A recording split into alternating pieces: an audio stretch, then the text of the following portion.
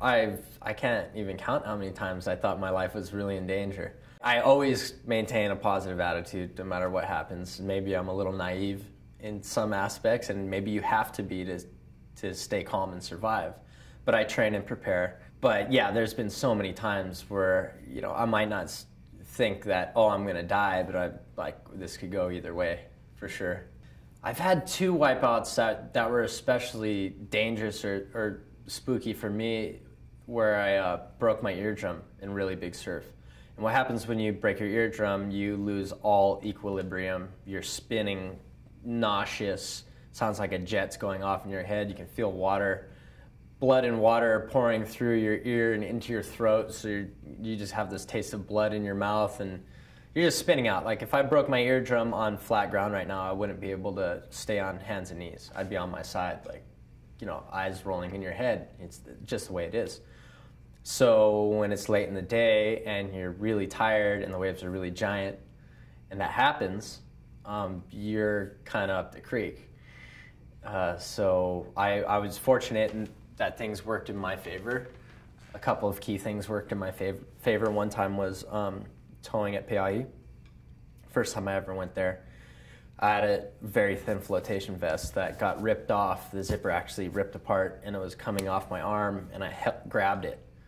And I just held on to that because you can't find the surface. You don't know which way is up or down. Even if you do find the surface, you can't hold your head up. And that saved me, barely. I lost like 10 minutes of memory. I was like throwing up on this jet ski, but swallowing the vomit because I didn't want to look like a pussy in front of everybody.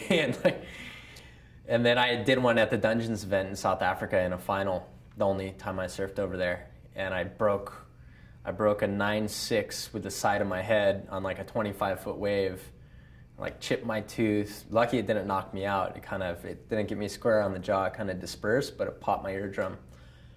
And I was so tired at that point in the day. And the water patrol was really on it, and I had the back half of the board. Had my leash broken, it would have been pretty damn hard for me to make it up. And especially there, it's really dangerous because it's hard to find people because there's so much kelp in there. You see a black kelp ball come up, and you got a guy in a black full suit with a black hood in white water. Yeah, could have gone bad. But the thing is I really love it, and you're only gonna last so long if you're not really in love with it, because you're gonna almost die. You're gonna see bad things happen. You show up to these places after 2 days of travel, so I'd say if you show up and you're 70% your physical best, then you're doing really well. You're usually less than that, and you're going out in life-threatening situations. People can force themselves into it and surf really well doing it, but there always comes a time when you're gonna get a big scare or two, or you might even die.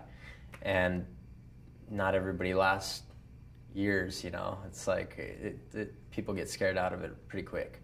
So I'm lucky that, you know, whatever you could attribute it to, I really like that danger element and the challenge of big wave surfing. And I think paddling into big waves is one of the most significant challenges man and nature can come together on. I'm Mark Healey, and you're watching the Surf Channel.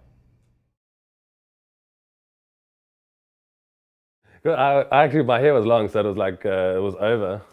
And people were like, oh, how did you cut your head? And I was like, big old thing there. And I still got a bump on my head to this day.